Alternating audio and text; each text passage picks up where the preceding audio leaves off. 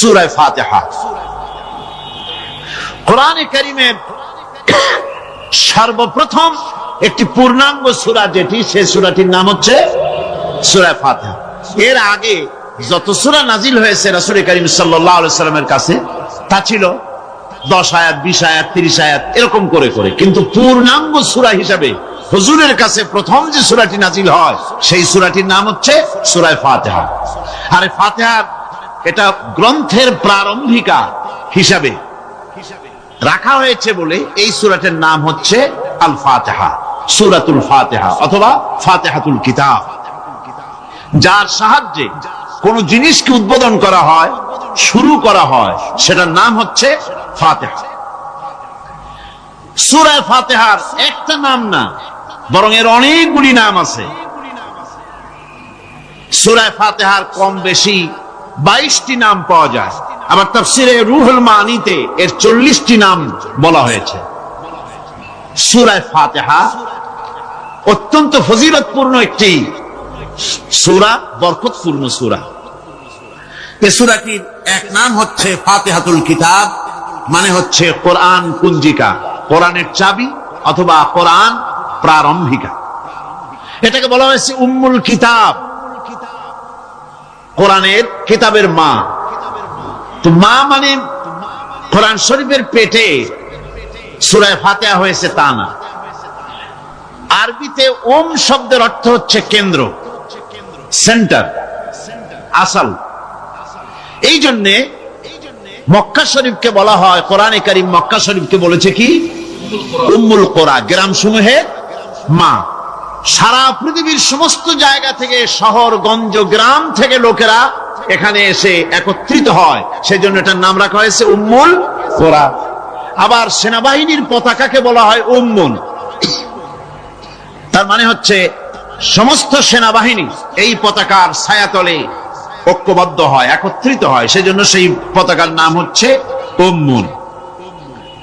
অনুরূপ ভাবে গোটা কোরআনে কারীমের মধ্যে যা কিছু আছে তা সূরা ফাতিহার ভিতরে কেন্দ্রীভূত করা হয়েছে বলে এটার নাম হয়েছে উম্মুল কিতাব। এটার নাম হয়েছে সূরাতুর রাস। রাস শব্দের অর্থ হচ্ছে মগজ। মগজ হচ্ছে মাথার কেন্দ্রস্থল, আর গোটা কোরআনে কারীমের কেন্দ্রস্থল হচ্ছে সূরা ফাতিহা। সূরা ফাতিহার আরেক নাম হচ্ছে সূরাতুল কানজ, অর্থাৎ খনি, খনির সূরা। তার মানে হচ্ছে জ্ঞান বিজ্ঞানের সমস্ত খনি আল্লাহ পাক সূরা ফাতিহার মধ্যে রেখে দিয়েছেন। সুবহানাল্লাহ বিহামদিহি। এর আরেকটা নাম হচ্ছে সূরাতুল ওয়াফিয়া, অর্থাৎ পূর্ণত্ব, পূর্ণত্ব প্রাপ্ত। এই সূরাটি হচ্ছে একমাত্র সূরা যা খণ্ডিত করে পড়া যায় না। কোরআন শরীফের যে কোনো সূরাকে অংশ বিশেষ তেলাওয়াত করে নামাজ পড়তে পারেন, অংশ বিশেষ পড়তে পারেন, কিন্তু সূরা ফাতিহা হচ্ছে এমন একটি সূরা যে সূরা খণ্ডিত করে পড়া যায় না। পড়তে হলে সবটাই পড়তে হবে, এজন্য এটার নাম হচ্ছে পূর্ণত্ব প্রাপ্ত। এটাকে বলা হয়েছে আসাসুল কোরআন, অর্থাৎ কোরআনের ভিত্তি। 30 পারা কোরআনের পূর্ণাঙ্গ ব্যবস্থা পেশ করা হয়েছে, তার ভিত্তি হচ্ছে সূরা ফাতিহা। এটার নাম হচ্ছে সূরাতুল হামদ, প্রশংসার সূরা। যেহেতু সূরা ফাতিহায় আল্লাহর প্রশংসা দিয়ে ভরা, এই জন্য এটার নাম হচ্ছে সূরাতুল ফাতিহা। এর আরেকটি নাম হচ্ছে সূরাতুশ শুকর, শুকর করা, কৃতজ্ঞতা প্রকাশ করার সূরা। এই সূরাটির মধ্যে মানুষ আল্লাহ পাকের অসীম অনুগ্রহের শুকরিয়া আদায় করে বলে প্রশংসার মাধ্যমে, এই জন্য এটার নাম হয়েছে সূরাতুশ শুকর। সূরাটির না আরেকটি নাম হচ্ছে সূরাতুদ দুআ। এই সূরাটি একটি দোয়া, একটি প্রার্থনা, আল্লাহ পাকের কাছে প্রার্থনা করা হয়, সেজন্য এটার নাম হচ্ছে সূরাতুদ দুআ। এর আরেকটি নাম হচ্ছে সূরাতুস সুআল, অর্থাৎ কামনা করার সূরা, আল্লাহর কাছে চাওয়ার সূরা। এই সূরায় অনেক কিছু আছে যা আল্লাহর কাছে চাওয়া হয়। এই সূরাটি, এর আরেকটি নাম হচ্ছে সূরাতুশ শিফা, অর্থাৎ প্রতিষেধক, রোগ ব্যাধি ইত্যাদি মুক্ত হওয়ার জন্য। সূরা ফাতিহা আপনারা আল্লাহর ওলিদের কাছে, ওলামাদের কাছে যে যান, পানি নিয়ে, তেল নিয়ে, কালো জিরে নিয়ে, ওনারা যা পড়ে ফু দেন, সেই গোপন কথাটা বলে দেই, সেটা হচ্ছে সূরা ফাতিহা। সূরা ফাতিহা কোন কিতাবে মুফাসসিরিন ইকরাম লিখেছেন, মুহাদ্দিসিনরা লিখেছেন যে দুরারোগ্য ব্যাধি, কোন ওষুধ ভালো হচ্ছে না, প্রতিদিন 40 বার করে সূরা ফাতিহা পড়ে পানিতে দম করে ফজরের পরে 41 দিন যদি এভাবে সেবন করে, সেই দম করা পানি দুরারোগ্য ব্যাধি আল্লাহ পাক ভালো করে দিবেন। সুবহানাল্লাহ বিহামদি। এটা হচ্ছে সূরাতুশ শিফা। এটাকে বলা হয় সূরাতুস সালাত। নামাজ হবেই না সূরা ফাতিহা ছাড়া, নামাজ সূরা ফাতিহা ছাড়া হবে না। এই জন্য লা সালাতা লিমান লাম ইয়াকরা বিফাতিহাতিল কিতাব, হাদিস শরীফে এসেছে সূরা ফাতিহা ছাড়া নামাজ শুদ্ধ হবে না, নামাজ জায়েজ হবে না। সেই জন্য এটার নাম হচ্ছে সূরাতুস সালাত। কোরআনে কারীমের এই সূরাটি, এটাকে হযরত পীর সাহেব কেবলা একটি আয়াত তেলাওয়াত করে বলেছেন সাবউল মাসানি। এটা হচ্ছে নিত্য পাঠনীয় সপ্তবাক্য, যে 7টি বাক্যকে সব সময় পড়া লাগে। তার মানে হচ্ছে যে ব্যক্তি নামাজ পড়ে 5 ওয়াক্ত 24 ঘন্টার ভিতরে সূরা ফাতিহা একেবারে কম করেও যদি হয়, তাহলে 40 বার এই সূরা 24 ঘন্টায় নামাজি ব্যক্তিকে পড়তে হয়। এই জন্য সবসময় পাঠনীয় এই সূরাটি। সূরাটি মোট অক্ষর সংখ্যা হচ্ছে 113, শব্দ সংখ্যা হচ্ছে 25টি। এটি হচ্ছে সূরা ফাতিহা। একটি রুকু, 7টি আয়াত। নাজিলের অবতীর্ণ হওয়ার স্থান হচ্ছে মক্কা আল মুকাররমা। রাসূল করিম সাল্লাল্লাহু আলাইহি ওয়াসাল্লামের মক্কি জিন্দেগিতে সূরাটি অবতীর্ণ হয়। শুরু হচ্ছে সূরা ফাতিহা। আলহামদুলিল্লাহি রাব্বিল আলামিন।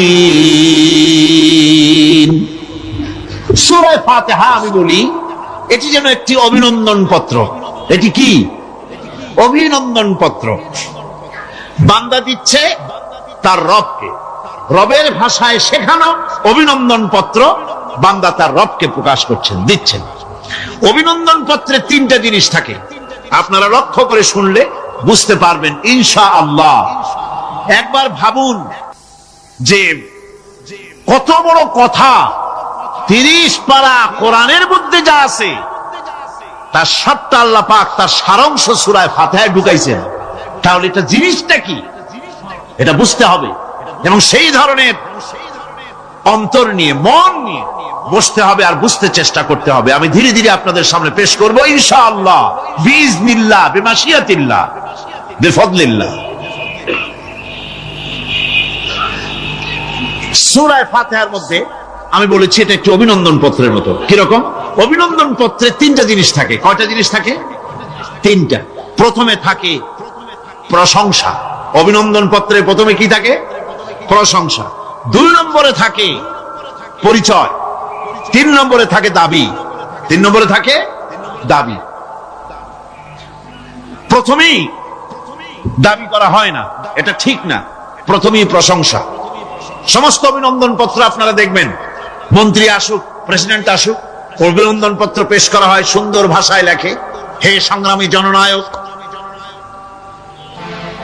গরিবের বন্ধু, জাতির কিছু একটা, এইভাবে করে বহুত প্রশংসা করে। তারপরে তার নাম খুঁজে পাওয়াই মুশকিল প্রশংসার ঠেলায়। আপনার আগমনী বার্তায় আমাদের এই চট্টগ্রামের আকাশ বাতাস মুখরিত, আবাল বৃদ্ধ বনিতা আনন্দে উদ্বেলিত, কে কি করবে দিশে করতে পারছে না, এরকম প্রশংসা। এই প্রশংসা দিয়ে তারপরে বলে আমরা চট্টগ্রাম কলেজের কর্তৃপক্ষ, আমাদের বেড়া নাই, টিন নাই, চাল নাই, ইট নাই, সিমেন্ট নাই, আমাদের এগুলি দাবি। তাহলে প্রথমে গেল প্রশংসা, 2 নম্বরে পরিচয়, 3 নম্বরে দাবি। মূলত এই ভদ্রতা প্রথমে কেউ বলে না, মন্ত্রী সাহেব চিটাগংয়ে আসছেন তো, আমাদের দাবি না মিটাইয়া ঠ্যাং আস্ত নিয়ে ঢাকা ফিরতে পারবেন না, এরকম বলে নাকি? এরকম বললে কিছুই পাওয়া যাবে না।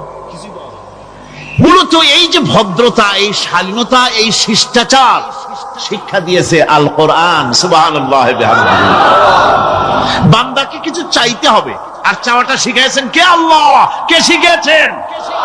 বান্দাকে একটা বড় জিনিস চাইতে হবে, একটা বড় জিনিস চাইতে হবে আল্লাহর কাছে। সে চাওয়াটা কি সেটাও আল্লাহ শিখাইছেন। যেহেতু আমরা তো জানি না, বুঝি না, আল্লাহ আমাদের কত মেহেরবান, তার কত দয়া, আমাদের শিখাই দিচ্ছেন কেমনে প্রশংসা করতে হবে, কেমনে পরিচয় দিতে হবে, আর কেমনে দাবি করতে হবে। তিনটি জিনিস সূরা ফাতিহার মধ্যে আল্লাহ পাক ঢুকিয়ে দিয়েছেন। সুবহানাল্লাহ। সুতরাং বলা হচ্ছে, আল্লাহ পাক বলছেন আলহামদুলিল্লাহি রাব্বিল আলামিন, সমস্ত প্রশংসা, যাবতীয় প্রশংসা সবকিছু আল্লাহ পাকের জন্য, যিনি রব্বুল আলামিন, যিনি বহু জগতের, অসংখ্য জগতের যিনি পালনেওয়ালা, তার জন্যই সমস্ত প্রশংসা। এখন হামদ হচ্ছে প্রশংসা, এর অর্থ হচ্ছে সুন্দরের প্রশংসা। অসুন্দরের কিন্তু কোনো হামদ হয় না, অসুন্দরের হামদ হয় না। হামদ হয় কার? সুন্দরের, সুন্দরের হামদ হয়, প্রশংসা হয়। এই জন্য প্রশংসা করতে হবে আল্লাহ পাক। কোন ফাসিকের প্রশংসা যদি করা হয়, আল্লাহ পাক নারাজ হয়ে যায়। আল্লাহ পাকের আরশ গোসায় থরথর করে কাঁপতে থাকে। প্রশংসা হবে কেবলমাত্র কার? আল্লাহ পাক। এবং এই প্রশংসা সবটুকু হামদের আগে আলিফ লাম লাগানো হয়েছে। এটা হচ্ছে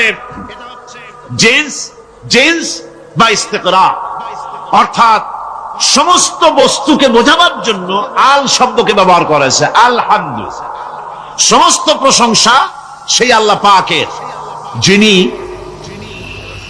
তামাম জাহানকে সৃষ্টি করেছেন এবং প্রতিপালন করেছেন। আল্লাহ রাব্বুল আলামিন বলেন,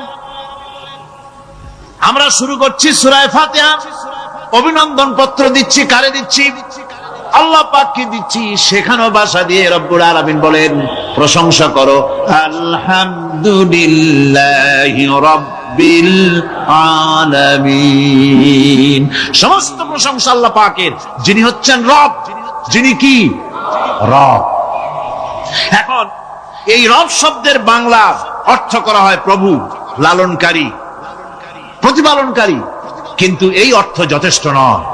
কোরআনে কারিমে যে রব বলা হয়েছে তার অর্থ হচ্ছে, তার অর্থ ব্যাপক, অনেক বিশাল এর অর্থ। এ রব কাকে বলে আমি রবের সমস্ত ব্যাখ্যা করতে পারবো না, তবে অল্প কথায় এমন ভাবে বলতে চেষ্টা করব যাতে করে আপনাদের বুঝে আসবে ইনশাআল্লাহ। আমরা বলি ইনশাআল্লাহ। এখন আপনারা যদি আমাকে প্রশ্ন করেন যে অত কথা বুঝি না, এক লাইনে এক বাক্যে বুঝায় দেন রব কাকে বলে, তাহলে আমি কথাটা এইভাবে বলবো, যাহার যখন যে জিনিসের যতটুকু প্রয়োজন তাহাকে তখন সেই জিনিস ফরিয়াদ করার আগে যিনি পৌঁছে দেন তার নাম হচ্ছে রব। এ রব হচ্ছে, তার মধ্যে রুবুবিয়তের সম্পূর্ণ কোয়ালিটিতে ভর্তি। আল্লাহ পাকের মধ্যে রুবুবিয়তের কোয়ালিটি। রব শুধু সৃষ্টি করেই ছেড়ে দেন না, প্রতিপালন করেন, পূর্ণতায় পৌঁছে দেন। সুবহানাল্লাহ বলতে ইচ্ছে করে না ভাইরা? দেখেন আল্লাহ রাব্বুল আলামিন এমন রব, বাংলাদেশের কুকুর আর আমেরিকা ইউরোপের শীত প্রধান দেশের কুকুর একরকম নয়। আমাদের দেশের পশু ইউরোপ আমেরিকা শীত প্রধান দেশের পশু একরকম নয়।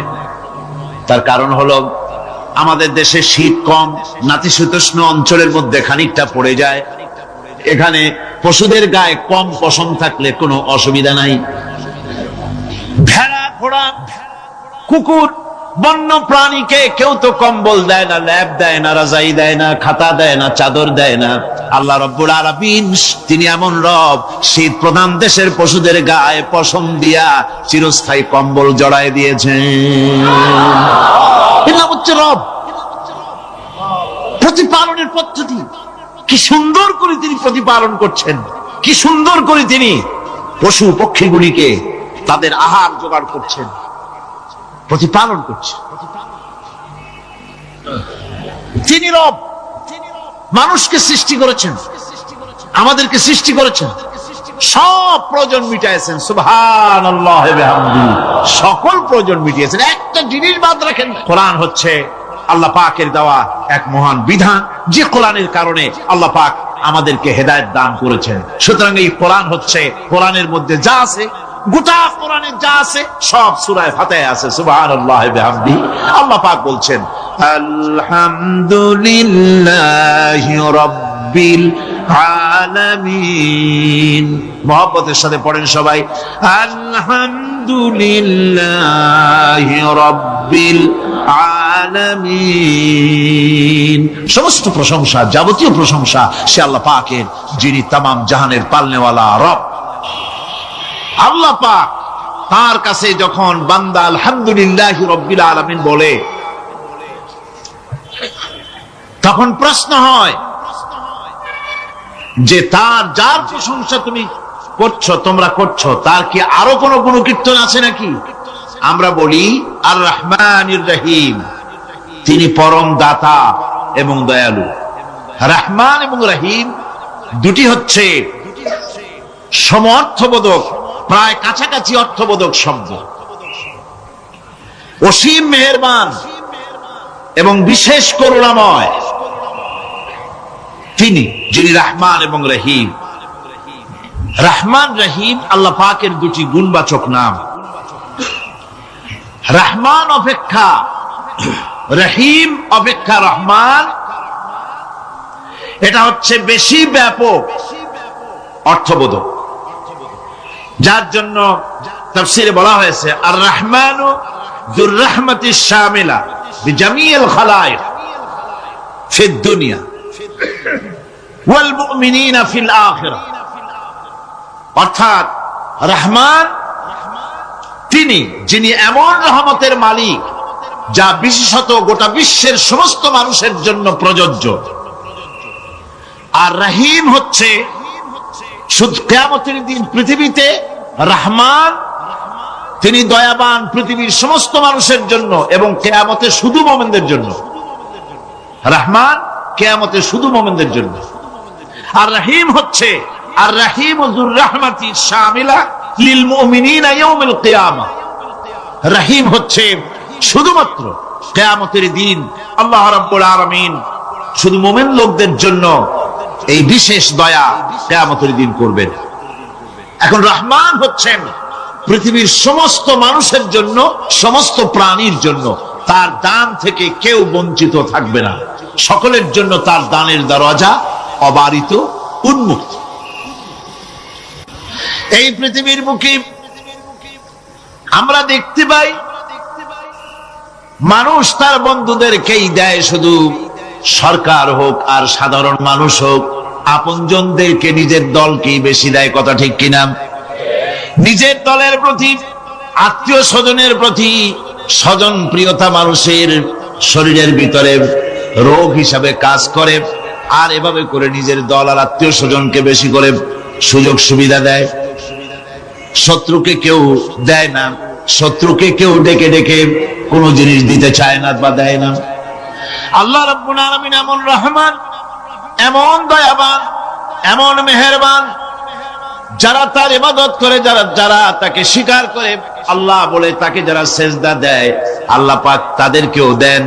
আর যারা আল্লাহকে অস্বীকার করে, আল্লাহ রাব্বুল আলামিনকে মানে না, তার গুণাবলী কি স্বীকার করে না, তার অস্তিত্ব স্বীকার করে না, তারপরেও আল্লাহ রাব্বুল আলামিন কোন নাফরমান বান্দাকেও রহমত থেকে বঞ্চিত করেন না।